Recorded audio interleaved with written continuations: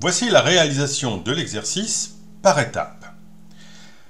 Comme vous pourrez le voir, cet exercice est en réalité extrêmement court et peut se résoudre très rapidement. Mais il faut être un petit peu malin.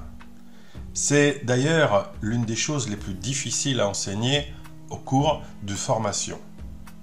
Je vais essayer de vous l'expliquer avec cet exercice. Tout d'abord, j'ai un ensemble de taux de commission sur des produits qui ont été vendus au cours d'un salon. Des meubles, de l'électroménager, de la décoration et d'autres éléments. Pour chacun de ces types d'articles, il y a un taux de commission. J'ai ensuite un tableau avec l'ensemble des ventes effectuées par mes vendeurs. Luc, Marc, Étienne et Jacques. À chaque fois qu'un vendeur réalise une vente, je mentionne la catégorie de la vente. Donc par exemple ici, Luc, catégorie 2, ça veut dire qu'il a vendu de l'électroménager. Le montant de la vente, 6 800 €, ça veut donc dire que Luc aura le droit à une commission sur vente de 5% des 6 800 €. Si je prends le deuxième exemple, Marc a effectué une vente pour 23 500 sur la catégorie 1, c'est-à-dire les meubles de cuisine, ce qui donne 2 350 €. Et ainsi de suite. L'idée est de retrouver dans le troisième tableau l'ensemble des éléments qui vont me permettre de calculer précisément les commissions. Il y a des cases en bleu et des cases en rose. Les cases en bleu sont les cases sur lesquelles je vais écrire une formule de calcul. Les cases en rose sont les cellules sur lesquelles les fonctions, donc les calculs, vont se faire tout seuls. Donc je vais remplir ce tableau uniquement avec une première formule, puis les totaux vont être ajoutés par la suite. Et vous allez voir qu'en réalité ça se fait extrêmement vite. Mais il faut être malin. La malice, elle se trouve où? Elle se trouve tout simplement dans la construction du tableau lui-même. Regardez. Ici, j'ai différentes colonnes avec mes 4 vendeurs. Luc, Marc, Étienne, Jacques. Et le deuxième tableau retrouve exactement les mêmes noms. Luc, Marc, Luc, Étienne, Marc, et ainsi de suite. Même orthographe, même nom. Donc il me suffit tout simplement dans le troisième tableau de repérer les noms identiques à la fois en colonne et en ligne. Ce qui est le cas par exemple de la première cellule. Ici, cela concerne Luc, Luc. Donc cette cellule-là doit me donner un résultat. Par contre, la cellule qui est à côté concerne en colonne Marc et en ligne Luc. Il n'y a pas de rapport, donc cette cellule-là doit me donner 0. En partant de ce postulat, je vais donc poser ma formule en utilisant ce que l'on appelle des références mixtes. Je me positionne en cellule I6. Je vais utiliser la fonction si égale si. Parenthèse ouvrante. Je dois donc mettre le test logique en premier argument. Ce test logique est tout simplement, est-ce que le nom qui est juste au-dessus en étiquette de la colonne est-il le même que celui qui est dans la ligne du deuxième tableau? Est-ce que I5 est égal à E6?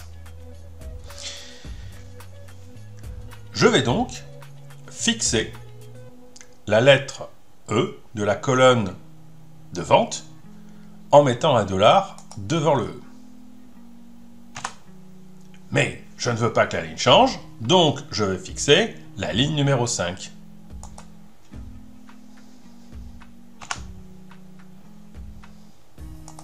Pour le fixer, on le voit donc, et nous l'avons vu déjà avec des exercices précédents, il suffit de mettre le signe $ devant le numéro de la ligne si on veut fixer la ligne, et devant la lettre de la colonne si on veut fixer la colonne.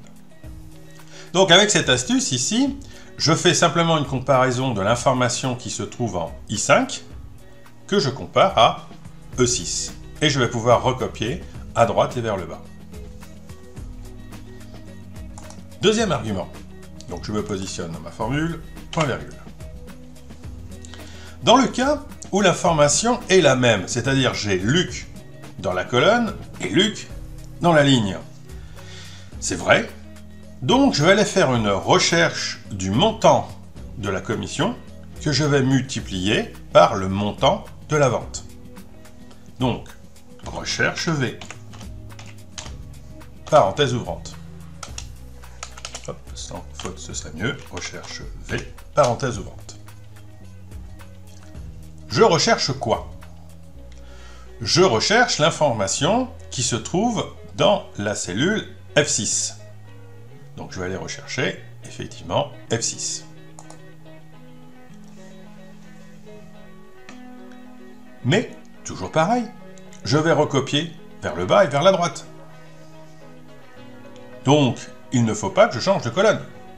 Je fixe donc la lettre de la colonne en mettant $1 devant le F. Je recherche cette information, donc le numéro de la catégorie, dans quoi? Dans le tableau des taux de commission,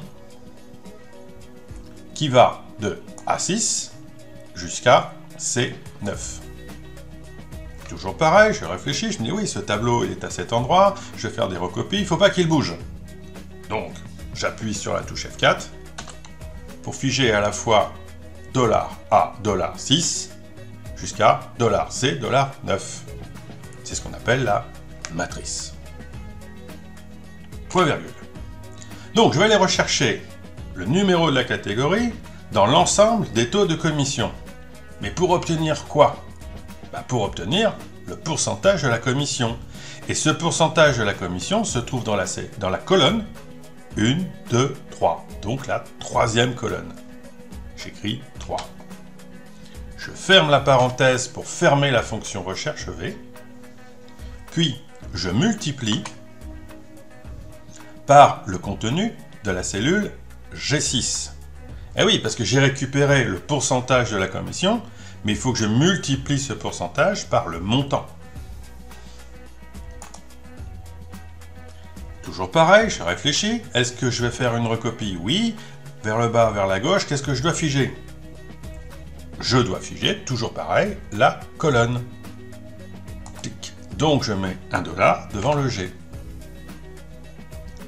J'ai fini de traiter le deuxième argument de la fonction si, c'est-à-dire le cas où c'est vrai.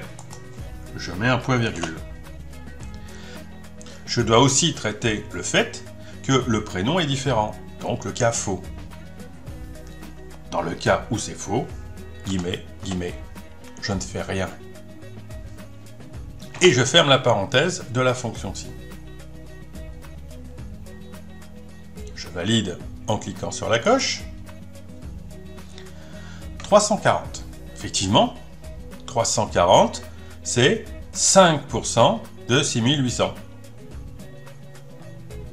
Je prends la poignée qui se trouve en cellule I6, je tire vers la droite jusqu'en L6.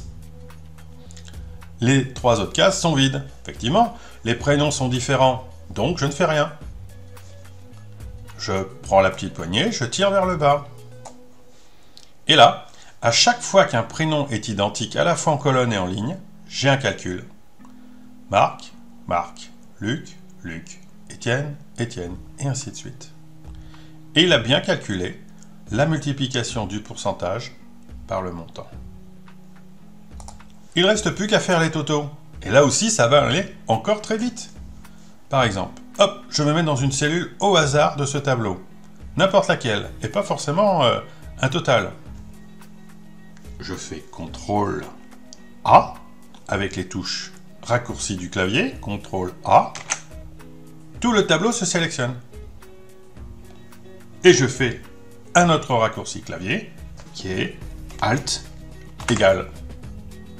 Et là, automatiquement, on le voit sur la ligne 18, les totaux se sont calculés. Voilà, mon exercice est terminé. Je n'ai posé qu'un seul calcul, tout le reste peut se faire rapidement et automatiquement. Le tout est de bien réfléchir sur la construction de la formule et utiliser diverses techniques que l'on a déjà vues sur des exercices et être aussi un petit peu malin sur la fabrication de son tableau.